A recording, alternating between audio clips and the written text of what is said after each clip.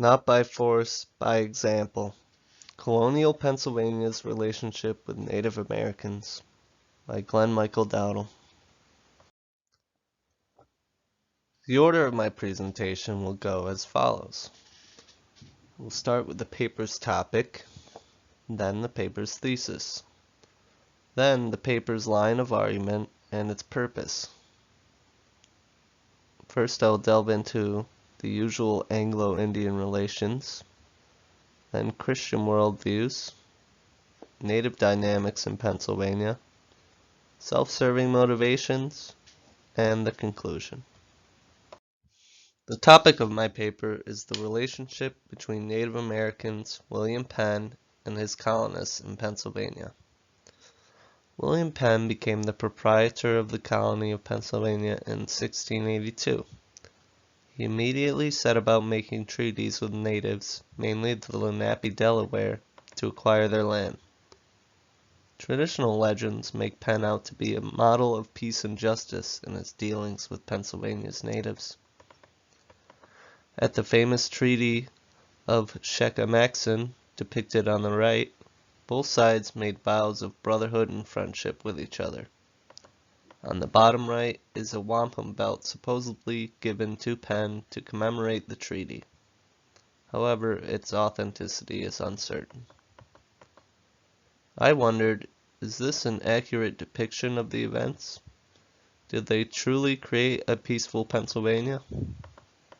I found the answer was yes, at least until the 1750s. There were no large-scale conflicts between natives and Pennsylvanians. I then wanted to determine why did Pennsylvania begin with such a relatively peaceful relationship with Native Americans. After studying the relationship, I developed a thesis. I believe three factors shaped the relationship in Pennsylvania. The first was the Quaker Worldview. The second was the native side, the dynamics between them, Pennsylvania, and other native tribes. The third were the self-serving motives of William Penn and how they inspired him to run his colony. This is my paper's line of argument and why I organized it this way. I began by establishing the context of my study. I examined the historiography around my subject. Then I detailed the usual character of Anglo-Indian relations, so that I have an example of how Quaker relationship was different. Afterwards, I delved into my three forces. I compared Puritan and Quaker religious concepts to determine how it affected their worldviews.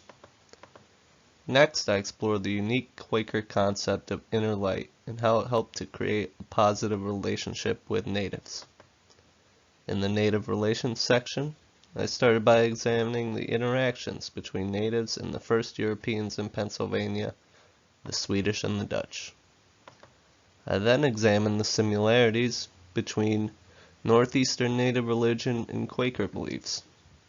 Finally, I laid out the relationship different native groups in the area had with each other. For the self-serving motive section, I wrote about how Penn's intention to make his colony a holy experiment actually hurt native life. My paper then explored Penn's policies that indicated a desire for close control on Penn's part. The last self-serving motive was the Quaker desire to convert natives. To determine what made the Quakers' peace with natives unique, I first had to establish what the typical relationship between natives and the English was like. I started with the Puritans in Jamestown, Virginia, in the first permanent English settlement of North America. On the right is a depiction of Powhatan and John Smith.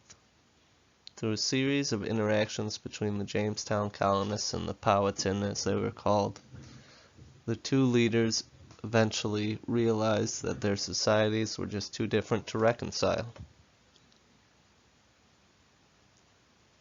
Even John Rolfe, who married Pocahontas, Powhatan's daughter, believed that his desire for her was inspired by the devil. Said, quote, "Surely these are wicked instigations, hatched by him who seeketh and delighteth in man's destruction." In New England, the Puritan settlement plan did not include natives. Once they were self-sufficient, they wanted no part in cohabitation. They did not even desire to live with other Europeans if they were not Puritans. In the few instances where natives tried to follow Puritan beliefs, they first had to be civilized.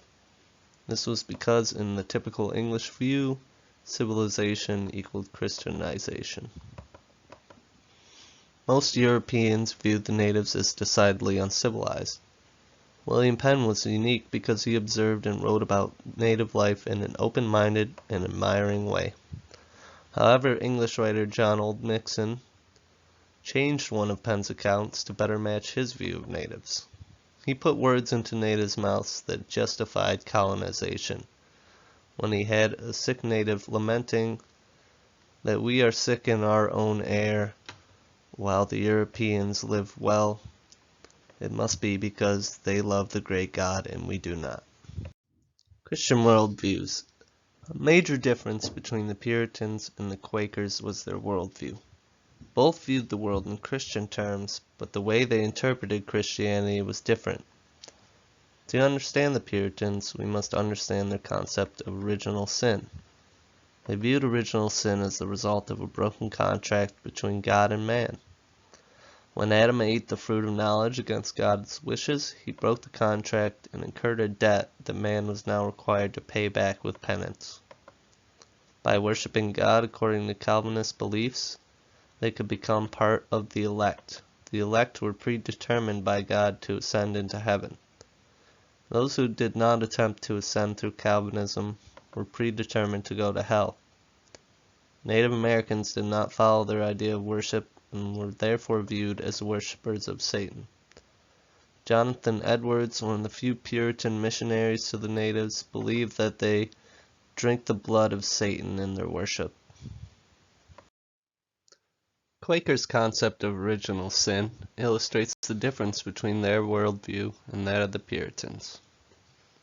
They also believed that man carried original sin, but they believed they could confront and remove the sin within themselves. Introspection was a way for Quakers to shine God's light of truth into their beings in order to honestly face the sin within. They believed this light could nourish a seed of God within man, and the seed would grow into a new inner self that was without original sin. This idea developed into the belief that every person in the world had the light of God within them. Penn wrote accounts of his visits to Lenape festivals. He admired their customs, their fairness, their stoic nature, and their way of life. He believed their inner light guided them to a righteous lifestyle without the need for official Christian teachings. The accounts of Penn and other Quakers did not refer to natives as savage, uncivilized, or as worshippers of Satan. Penn even held the notion that natives may be descended from the lost tribe of Israel. Jonathan Edwards held the same belief, but saw it as the reason that they strayed from God's teachings and started to worship the devil. However, in Penn's Christian worldview, it was the reason that they had held on to Old Testament values.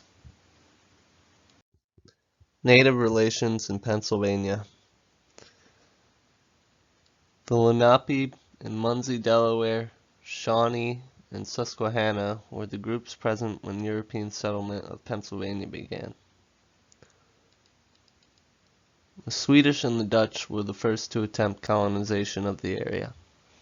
They had a different settlement strategy than the Puritans. They established company towns that were more like trading posts than permanent settlements. Their small numbers meant that they had to find ways to work with Native Americans. Their settlement mode gave natives a false impression of how easy it would be to deal with Europeans. In the beginning, they were able to pit the Swedish and Dutch against each other. For example, the Swedish had built up a fort on the Schuylkill River. A Lenape headman went to the Dutch and asked them why they had not built their own fort on that river. The ploy worked, and the Dutch built a fort directly across from the Swedish fort, guaranteeing further tension between the two groups. Swedish and Dutch intermediaries used a pidgin version of the Lenape language to communicate with natives and were very successful at negotiating. They adopted a Lenape strategy of proclaiming brotherhood and friendship to gloss over disagreements between the groups. The interpreters made themselves instrumental in negotiations between natives in colonies like New York, and even in negotiations between different native groups. As the colony changed hands from Swedish to Dutch to English, the interpreters remained, and Penn himself would use their skills in his negotiations with natives. Quakers and natives had a few similarities that could bring them together. Both were persecuted by Puritans for their beliefs. From 1659 to 61, 4 Quakers were executed by New England officials for spreading their beliefs. Both Quakers and natives had non-hierarchical and non-institutional religions. Quakers refused to show signs of submission to those in a higher social position, and one Puritan compared them to beasts because of this. There were also enmities between the different native groups. The Shawnee and Susquehanna were traditional enemies of the Iroquois. After a treaty called the Grand Pay in 1701, the Iroquois were no longer able to expand their confederation into French or English territory. Instead, they moved southward to Pennsylvania to try and defeat/absorb the tribes that lived there. The Shawnee and Susquehanna were then faced with a choice of becoming obedient to their traditional Iroquois enemies, moving westward, or believing the promises of peaceful cohabitation in Penn's colony.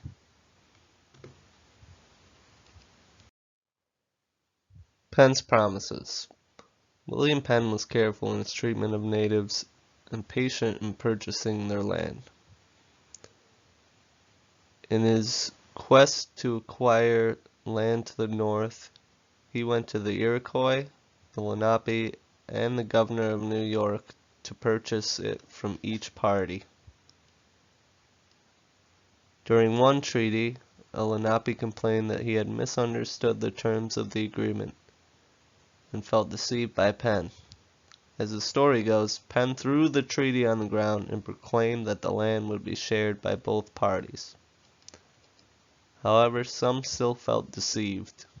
A Lenape named Ninichikan, who was at the Treaty of Shackamaxon, said that Penn had not paid enough to control the land forever and renounced his oath of brotherhood.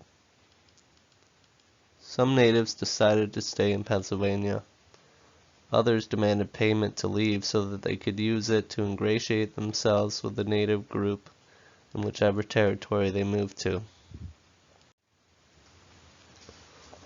When a Seneca man named Sawantaini was murdered in 1722, a group of natives from the Conestoga, Delaware, Shawnee, and Iroquois all felt that they had a say in determining the fate of Sawantaini's murderer. They cited Penn's initial treaties with them as the reason for their jurisdiction over the matter. Therefore, whether Penn meant his promises or not, they still set a precedent for proper treatment of Native Americans in Pennsylvania and for them to have rights under the law. The governor of Pennsylvania at the time viewed Penn's proclamations of brotherhood and friendship as a white man acting paternally towards Native Americans. However, he still had multiple meetings and councils with the group. Throughout the 18th century, different native groups would cite these promises made by Penn and use them to their legal advantage. Self-serving motivations. When Penn purchased Pennsylvania, he aimed to create a refuge for Quakers and other denominations that wished to join them. He viewed natives as his ideal colonists, but did not realize that they would not easily switch to the European lifestyle that he was creating for his immigrant colonists. For example, he acquired land to enable a fur trade that would boost the economy of the colony. However, he was also enabling the destruction of Native American lifestyles that the fur trade created. As a large influx of settlers occurred, peaceful cohabitation increasingly required the Lenape to compromise and adjust their way of life. Some scholars, like James T. Merrit, contend that William Penn was focused on control of the land in Pennsylvania for his own purposes.